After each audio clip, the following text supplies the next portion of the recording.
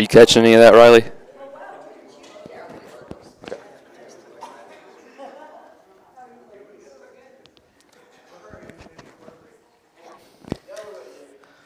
This morning we're in chapter 12 of our devotional book. Chapter 12. And in Genesis we are in chapter 37.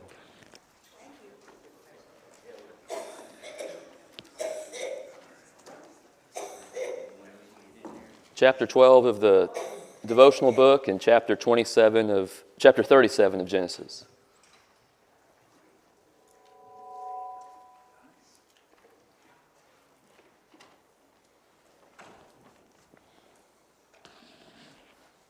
Is it okay now? That's loud.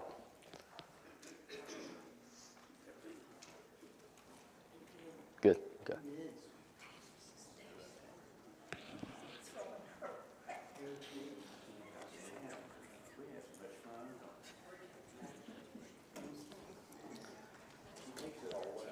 All right, sit down and shut up, Dan.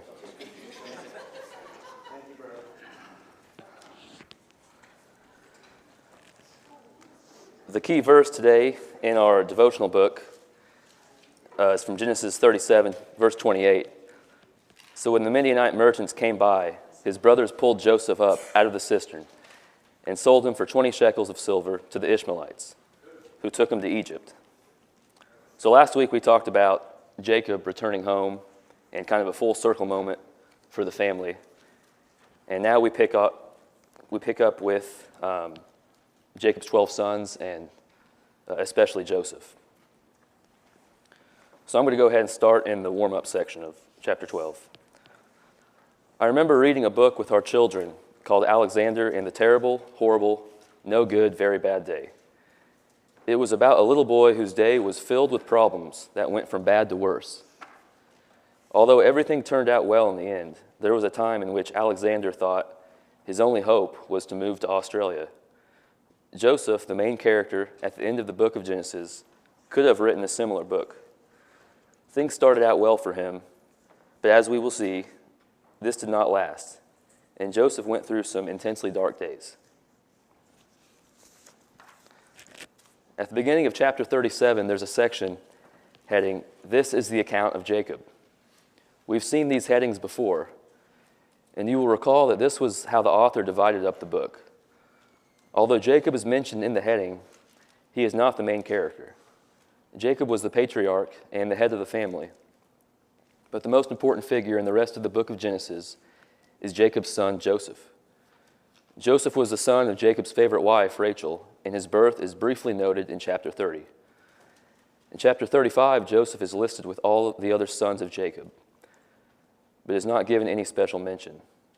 Then, like a novel with a twist of the plot, chapter 37 begins not with further details of Jacob's life, but with the story of Joseph.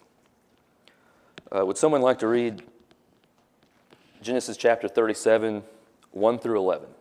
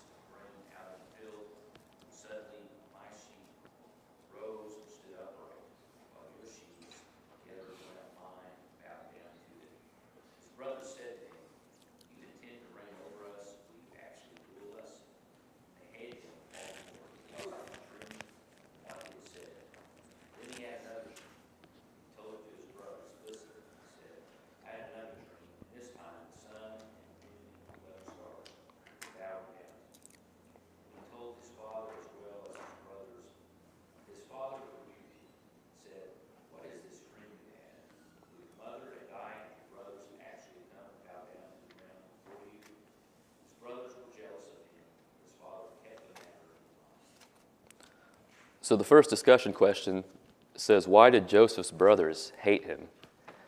And whose fault was it?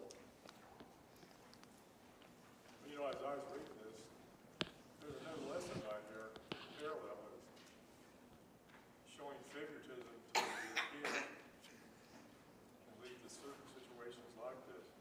Even though it's God's plan, you can still see what happened.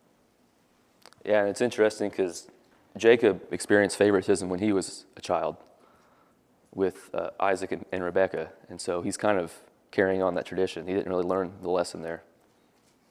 Yeah, it goes further back than that. Remember, Isaac was shown favoritism from his dad and his brother from his mom. With Ishmael, yeah. We talked about that too. That's a good point. The second part of that question, what could have been done to lessen the tension in the family? First of all, I should have done a varicolored coat. That might have helped. Yeah, Single out an item to get it to his specialty, and all the brothers did it even that point. Or make them all one. right. I was doing a little research on it, and the coat had long sleeves, and that in that culture would sometimes indicate that they would not be doing the manual labor. The short sleeves, you're out in the short sleeves, you were doing the manual labor in the heat, but the long sleeves kind of signified you had authority. So is multicolored, it was commonly used? Should I say that maybe? Or not? I'm not sure if it was how common it was, and especially with it being colorful, I don't know. I would assume that wasn't super common. That's why it stood out, but I don't know. I mean, was it stood out for favorite son, daughter, whatever? Yeah, or stood out as just, if you're wearing that, you're a somebody. You're important. I always just wondered if it was made up of a bunch of rags. Yeah.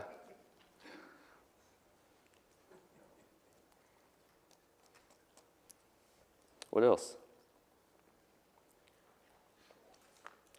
Well, as a parent, shouldn't Jacob have realized that he was causing problems between his children and tried to intervene in it? Yeah, that's a good point. I mean, we see in verse 10, his father was kind of, I don't know if taken aback is the right term, but it says he rebuked him and said to him, "What is this dream that you have dreamed? Shall your mother and I and your brothers indeed come to bow down to the earth before you?" It's almost like Jacob, I don't think Jacob has a problem with the dream, but he knows that the brothers are going to get upset. There's a better way probably to go about this. I wonder if he thinks at this point maybe he'd gone too far with the favoritism. Yeah, that could be. As soon as he found out that he's supposed to bow down to the child. Right. Yeah. You think Joseph was kind of flaunting that to his brothers? Yeah, it sure seems like it. I mean, even the first time, when you're a child or whenever the first time you're told the story, it kind of seems like it's almost like gloating, but I guess I don't know his full intentions. He didn't read the room very well. That's what I wrote down. He didn't read the room. Might should have kept that to himself. Yeah. Sometimes you can say things that aren't bad, but it's not a. In that situation, probably should keep that to yourself. Because he probably knew that he was favored, obviously. Yeah, he knew, and everyone knew, yeah. And he was also one of Rachel's sons. So that could be another reason why Jacob showed favoritism towards him. Okay. Because even Benjamin seemed like he was going to be, he was kind of special to him too, so he wanted to send his son to Egypt.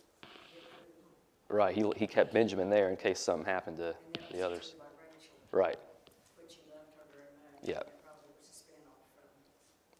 yeah, I agree. I didn't think about that. Yeah.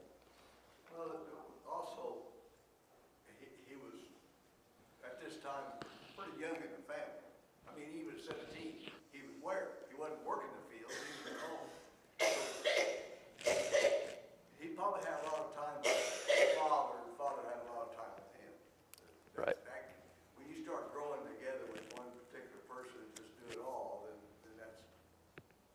Yeah. fall into that favoritism type of thing. And it said at the beginning of the chapter that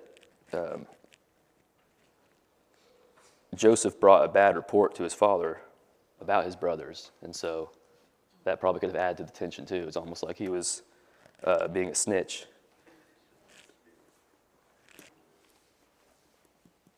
That's what we called it in high school, but I don't know what they call it now. What is the definition of that? Like a tattletale.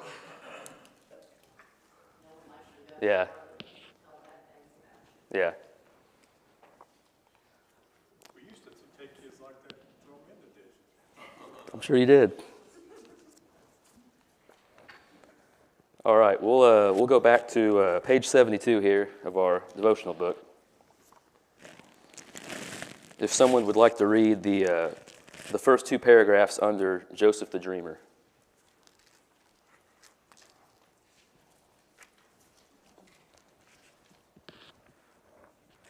Joseph was introduced to the story as a 17-year-old son who helped in the family plots with his brothers. Joseph was not the favorite among his brothers for several reasons. First of all, Joseph brought a bad report about the brothers of his father. This sounded more like baptism forward than sibling rivalry. This may also have been a continuous practice of Joseph. Verse 3 also explains another part of the problem. Now Israel loved Joseph more than any of his other sons. Jacob knew all about parental favoritism from his own upbringing, yet he showed a marked preference for Joseph. We see this most perhaps in the special robe his father gave him. Various descriptions of the robe have been given. The exact meaning is unclear. The simplest description is a robe with long sleeves. Some writers have suggested that the long sleeves denoted authority and special privileges of Joseph. At the time, those who did manual labor wore a short-sleeved garment, so this robe set Joseph apart from his brothers as well as others. Joseph's bad report of his brothers and his special robe only fueled the jealousy and hatred of his brothers. Verse 4 summarizes the family situation. His brothers saw that their father loved Joseph more than them, and they hated him because of it.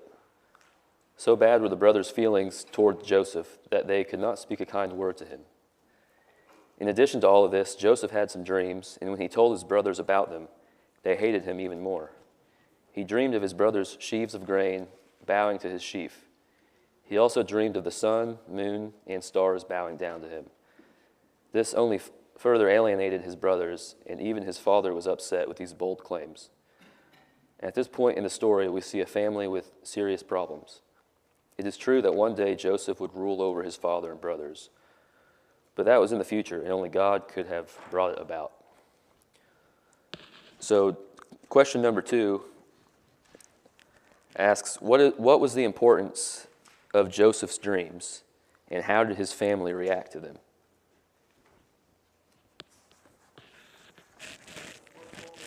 Future position, which was going to be years and years later as second in command of Egypt, and that they would come and humble themselves before him, ask him for food. They, of course, they didn't know it then. They just saw it, as, we're going to have to submit to you. How humiliating. Yeah.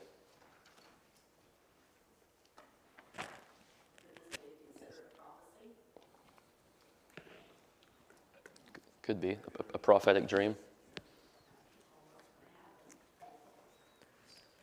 Yeah, I mean, it was a pretty simple dream to interpret with what was going on there with his brothers. And then the sun and moon could signify Jacob and Rachel bowing down to him too. So the whole family is submitting to Joseph, and so that obviously that made the brothers pretty angry. Rachel was, yeah, right. Have you ever thought if he just kept his mouth shut and didn't tell anybody? But then we wouldn't have this story. I know. But seriously, would you tell somebody that knowing what it meant? Right. Yeah, I'm with you. But it had to spur their hatred of him to the point that they were willing to sell him into slavery to get him to Egypt. Right.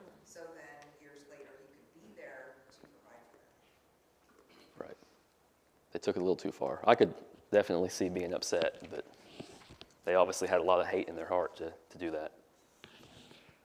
Two thoughts. One, even though we know how the story goes, and it's supposed to be this way, but maybe there was so much love and concern on Joseph's part to worry about his brother. Is the reason why he told on him all the time, told stories about him. He really was maybe a person that had concern for what was going on. And the other part, I wonder, when did Joseph kind of feel that God was entering into him? Because later on, Joseph really Right. lays it on the fact that God's doing all this. Yeah. And I just wonder, with all the dreams occurring and him telling these stories, if he had some inkling that he was chosen by God. Yeah. That's a good thought. Just wondering. Right. It was hard to, you have a dream and, smarter when you smash shut. Everybody wants to talk. Yeah. Yeah. You got a dream, Yeah. Tell everyone that, yeah. With something like that, I think would just kind of be hard for you to keep it to yourself. You know, it's pretty important. Yeah. If you got something good going on in your life, it's human nature to tell other people about it. So, I agree with that. Yeah, I think the brothers, maybe they were afraid that the dreams would come true. Maybe they could see it maybe they were getting scared that, hey, if he's having these crazy dreams and we're not, maybe this is something from God. Maybe this is going to come true. And selling him into slavery, killing him, whatever, that would solve the issue. And then the dream wouldn't come true. Maybe that was their thinking. I don't know.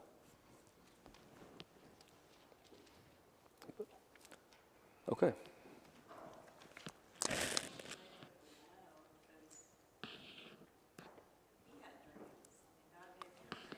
Right.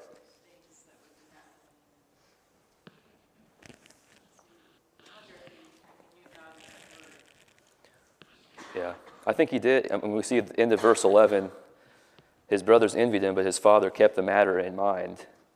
So maybe Jacob was kind of pondering, is this from God?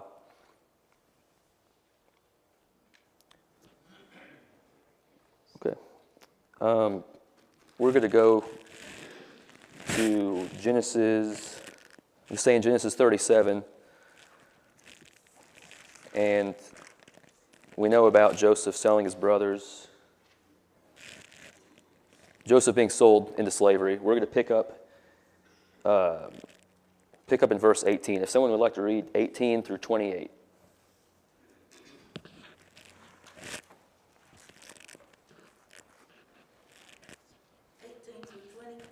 18 through 28.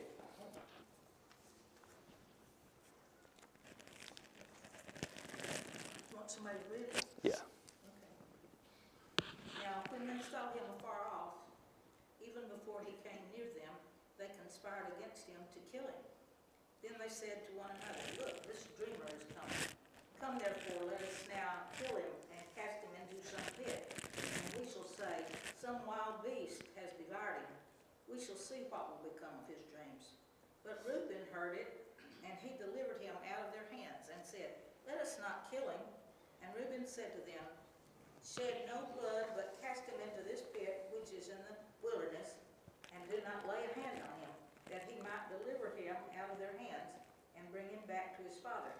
So it came to pass, when Joseph had come to his brothers, that they stripped Joseph off his tunic, the tunic of many colors that was on him. Then they took him and cast him into a pit, and the pit was empty. There was no water in it. And they sat down to eat a meal.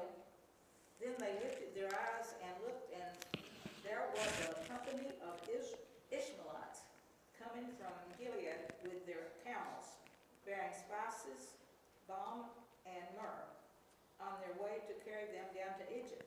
So Judah said to his brothers, "What profit is there if we kill our brother and conceal his blood? Come, let us sell him to the Ishmaelites, and let not our hand be upon him. For he is our brother and our flesh." And his brothers listened. then Midianite leaders, or traders, passed by. So the brothers pulled Joseph up and lifted him out of the pit and sold him to the Ishmaelites for 20 shekels of silver, and they took Joseph to Egypt. All right, thank you.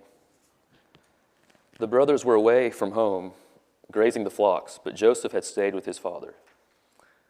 At some point, Jacob decided to send Joseph to check on his brothers. Far away from the watchful eye of their father, the brothers' hostility toward Joseph reached a climax. When they saw him in the distance, they plotted to kill this troublesome brother. In verses 19 and 20, we read that Joseph's dreams of greatness must have been more than the brothers could tolerate. Here comes the dreamer, now let's kill him, they said to themselves. There is a progression here: jealousy, hatred, murder. The favoritism of their father had led them to be jealous of their brother, and they hated him enough to want to kill him. Not only did they plan to kill their brother, they also planned to deceive their father with the lie that Joseph had been killed by a wild animal. Sin is often like that, and one sin leads to another. If we look at question 4 real quick.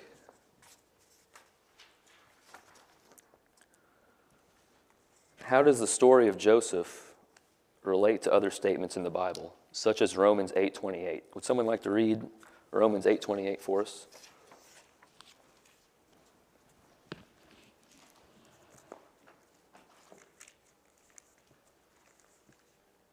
And we know that all things work together for good to those who love God, to those who are called according to his purpose. Thank you.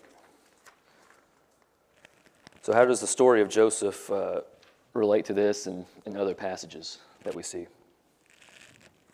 That top sentence, I believe, on page 74,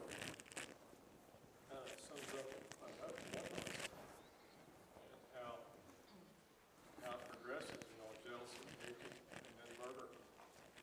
That's kind of a common thing that happens probably in a lot of situations in people's lives. Right, I agree. As a plan, it's all going for good. Even though we don't always see it, but progression, God has a plan. Right.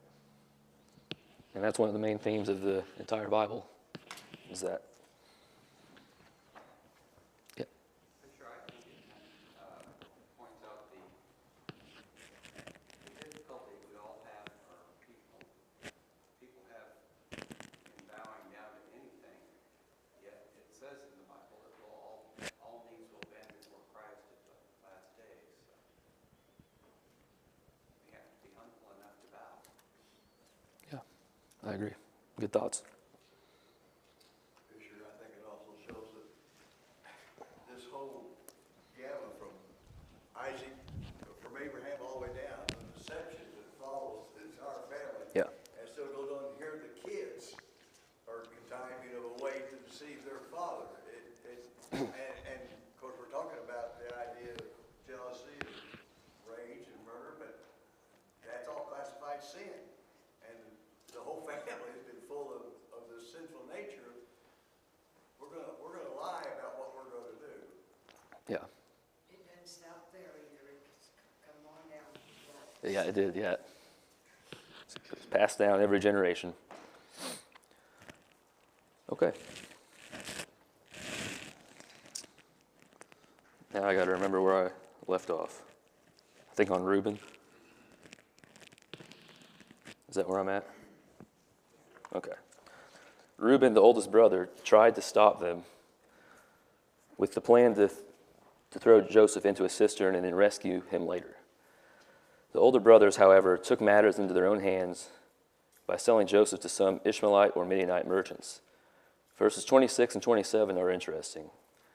The brothers decided to not kill Joseph since he was their own flesh and blood, but rather sell him as a slave. Somehow they had rationalized their actions and sold Joseph for the current price of a male slave. Returning to their father, the brothers deceived him by presenting Joseph's robe sprinkled with goat's blood. This is just another example of deceit in Jacob's life. and the one who had been the trickster was once again tricked himself. The brothers had gotten rid of Joseph, but the family situation was not changed. Jacob still preferred Joseph to the others and would not forget him, even in his grief. Would someone like to read the next 2 paragraphs under Joseph and Potiphar's wife?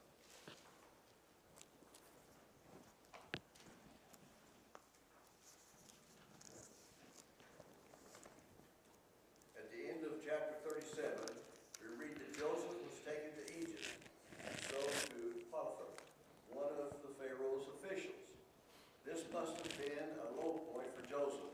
Betrayed by his brothers, sold his property, forced into servitude, it would have been easy for Joseph's faith to have failed.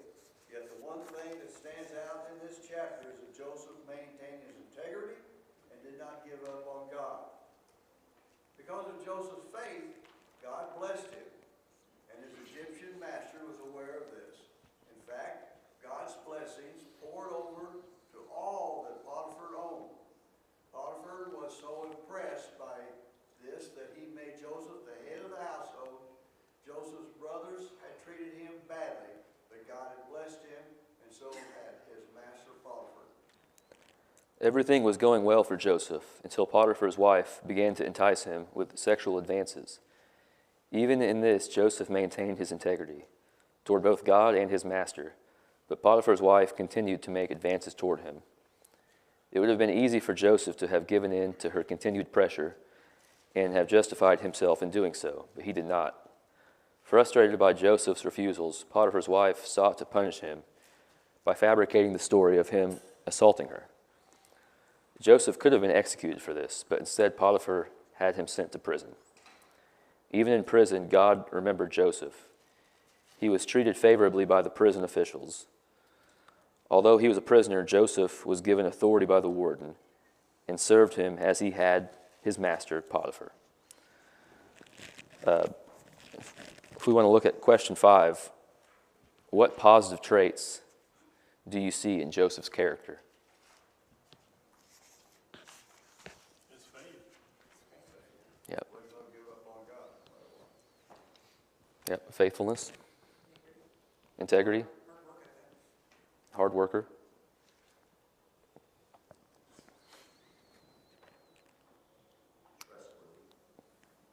Trustworthy. Honest. I wrote down patient too. He was kind of on top of the world for the first 17 years of his life and then hit some rock bottoms. I kind of wonder what was going through his mind, even when he had gotten out of prison and had a powerful position with Pharaoh, if he had thought about trying to leave that and going back to see his father. I just kind of wonder what his thinking was there, what his wants were. The years of famine were coming, because that's what he had interpreted from Pharaoh's dream. Right. He figured they'd be coming. He knew they'd come, but he had to wait another 7 years, so it did take patience for I that. don't know how long it took him for him to work his way up in the household of Potiphar and then up again in jail. And I'm sure that took Right. months, if not years. Yeah. Well, why would you want to go back to? Yeah, for the bad brothers. Yeah, I don't know if he was thrilled with the idea of seeing his brothers again. I mean, they went out of the way to get rid of it. Right. But just to see his father, I mean, the love he had with his father, probably someone he missed. How about question number 3 as well? We noticed that God was with Joseph in his difficult times, but why didn't God just fix his problems?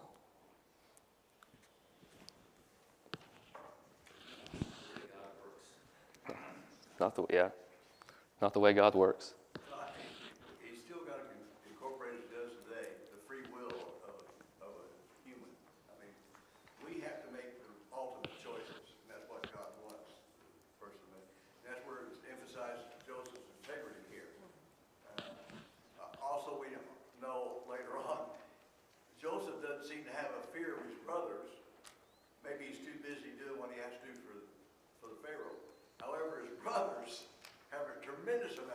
for him from The here. point when they find out.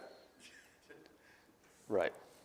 Just like Yeah, I agree. Jacob was scared of going back and meeting Esau, you know, is how much of a grudge has he harbored all these years, what, versus, you know, against what I did to him. Yeah. That's a good comparison there. He doesn't mention it here, and of course, they didn't have TV and radio back in those days, but I wonder if any of these stories about Joseph were kind of gradually seeping out back toward the brothers. I mean, that's probably, I don't know, I just always thought about that as, I don't know. Yeah. That's a good thought. They didn't know what he's going to look like. Of course, that's why they didn't recognize him, but I mean, at the same time, they knew, did they really know some of these things were happening to him? Right. That's a good thought.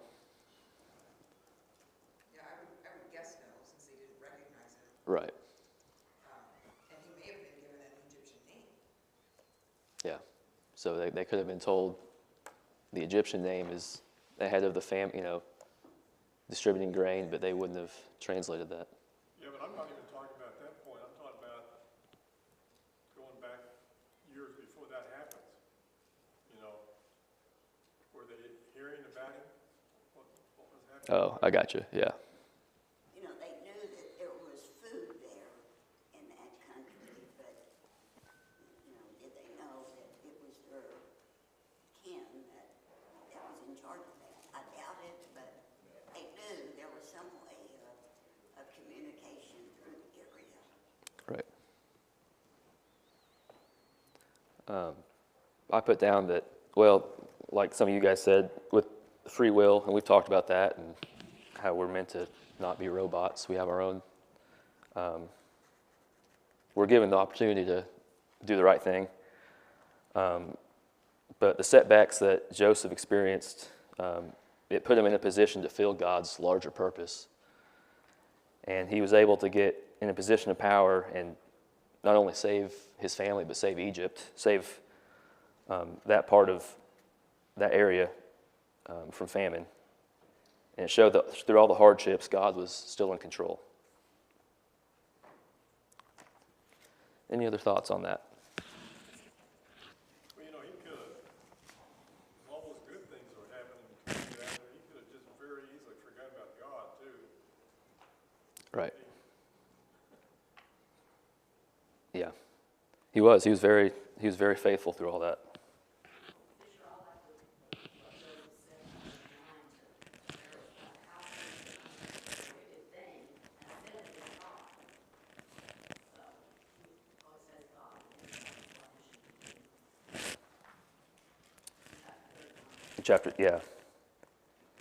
Yeah, that's a good point, because at that point he'd lost his family. It wasn't like,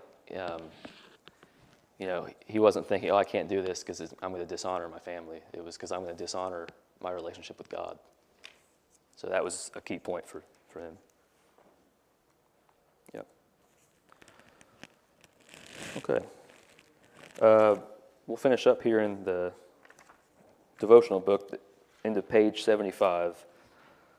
Life started out well for Joseph. He was the favorite of his father and enjoyed special treatment. Then things started to go wrong. Hated by his brothers, thrown into a cistern, sold as a slave, wrongfully accused by his master's wife, and sent to prison.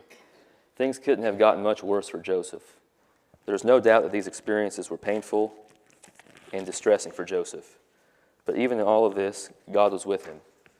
Several times in chapter 39, it's mentioned that God blessed Joseph. Although his situation was difficult, God was still with him and cared for him, even when things looked bad. This was one of the most important lessons from the story of Joseph. And so our last question in this chapter, what are some principles in Joseph's life that we can also apply today?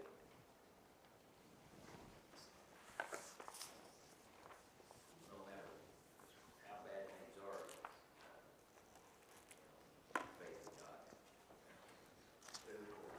Stay the course, yeah. It would have been easy for him to get really down and think, poor pitiful me, and what they've done to me.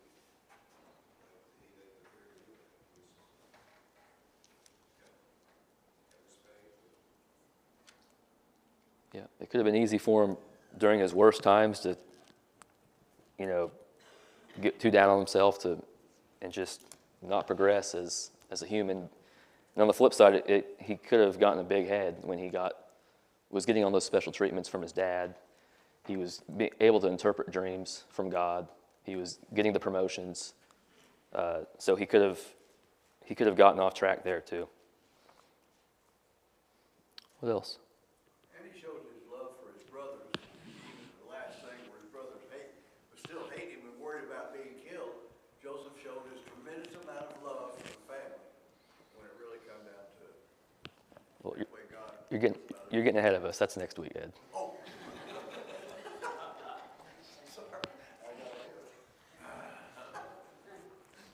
Sorry.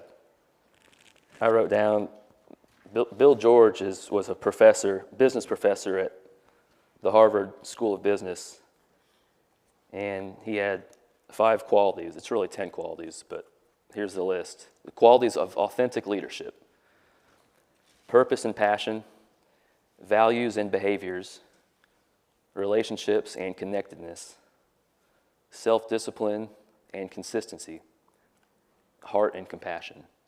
So really 10 values there, and Joseph as a leader was pretty good at all of them.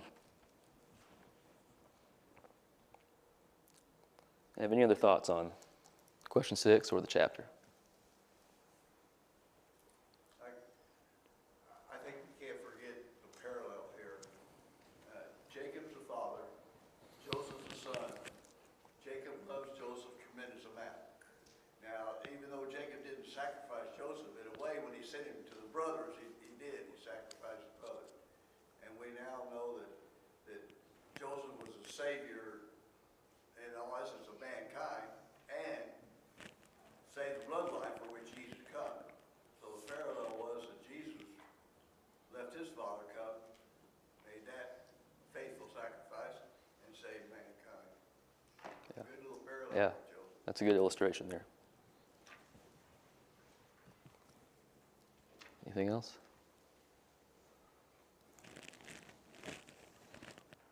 All right, get out 2 minutes early. Good class.